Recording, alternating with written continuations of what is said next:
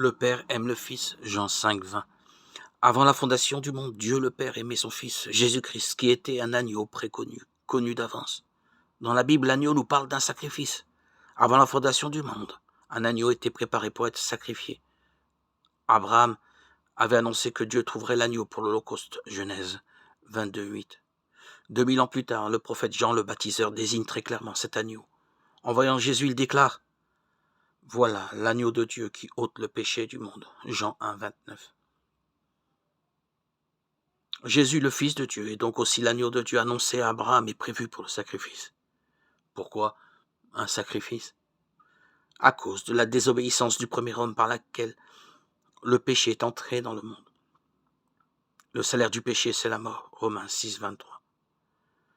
Pour nous délivrer des conséquences du péché, Jésus est venu dans ce monde, victime parfaite, il est mort, et son sang répandu purifie de tout péché ceux qui croient en lui. 1 Jean 1, 7. Il a été manifesté pour l'abolition du péché par son sacrifice. Hébreux 9, 26. Nous retrouvons l'agneau de Dieu dans l'Apocalypse 5, 6, 8, 12, 13. Tout le monde peut constater qu'il a été immolé, c'est-à-dire sacrifié. Grâce à lui, Dieu peut maintenant sauver toute personne qui croit en lui.